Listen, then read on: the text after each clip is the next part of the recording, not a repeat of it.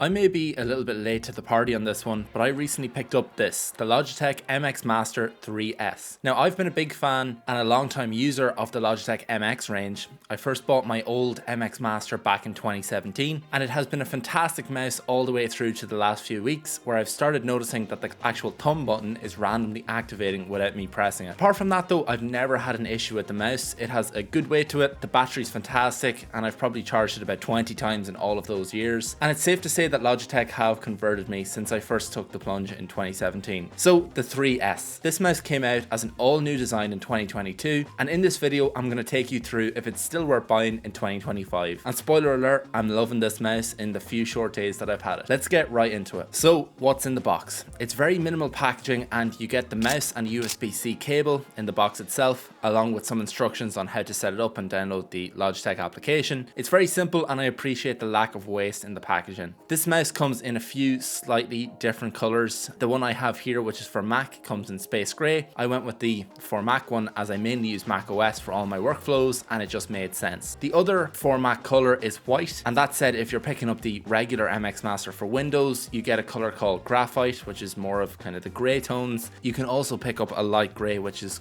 closer to the white version for Mac. Honestly, if you're not too worried about the color, I just go with whatever is cheapest or on sale, as all the hardware functionality is identical and realistically the colors match nearly every setup. So let's talk about features and some noticeable upgrades on the old version that I was using. First of all, this mouse comes with a USB-C charge port. This is a huge upgrade over the micro USB-A port that I had to charge my old one with. Now, I've never had an issue with that port or cable, but it was always an issue getting the cable in, having it upside down or the wrong way around, and just the general lack of other devices I have that require that cable. So I was always diving through my cable box trying to find a micro USB-A, which you really shouldn't have to do. Next up, you have the click noise. So Logitech say they've reduced the click noise by 90%, and I was on the skeptical side until I tried it for myself. And the click noise is far quieter, and to be honest, I didn't mind the old click noise. I kind of liked it, but you really don't know how far technology comes until you try the quiet one and how much better it really is. So here, have a listen.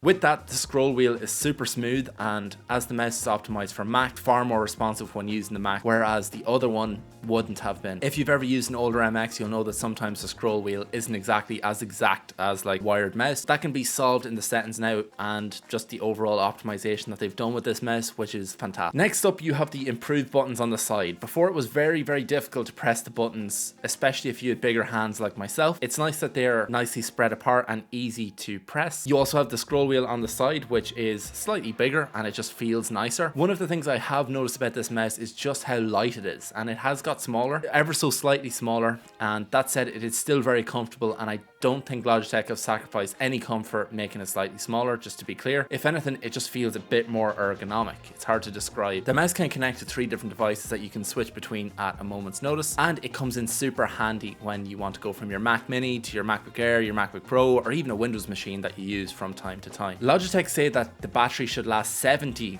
days on a full charge, and from my experience, they always seem to last longer, as you're not always using the mouse. You may turn it off at the end of the day and so on, and you're kind of plugging it in and out. Like whenever you need to top it up, you're not really draining it to zero and building it all the way back up, but it will allow you to keep your desk completely free of any cables if that's what you're worried about. And overall, the charge lasts so long that it truly is a standout feature of this mouse, and one of the big reasons why I've actually went ahead and bought the updated version. So how does this mouse feel every day using it in tasks like video editing, coding, browsing, whatever you may have? I have to say, it's literally my favorite mouse. I've bought the same mouse again, obviously the updated version, and I'm not sponsored by Logitech in any way, truly an unbiased opinion. I would highly recommend it to any of you. If you're coming from an older Logitech MX Master, definitely would recommend it. I don't know about the 2S, I'm not sure on all the kind of differences, but definitely from the OG MX Master, it's well worth upgrading to the new 3S. I can't really think of any potential downsides, to be honest. Obviously, you want to try and get it on sale just so you're not paying the kind of full massive price, which can be quite a lot. However, if you can get it on sale like I did, I think I got it for £8 or just under €100, and that's really worth it, to be honest. It's going to last me years to come. Obviously, the one I had that I spent I think slightly less on sale when it was back on sale back in the day, but that's still going even to this day. There's just one failing button on the kind of touch platform down the bottom. But overall, for such a sleek design, it really is night and day. And yeah, this old Logitech MX Master will be going on the shelf very shortly. So to round it all off, the MX Master 3S is a solid upgrade. If you're using an older MX Master like I was, you'll definitely notice the improvements. And just to call out again, you've USB-C charging, finally, quieter clicks, better scrolling and Mac optimization if you go for this one. You have the improved side buttons, as I mentioned. It's lighter and a more ergonomic design in general.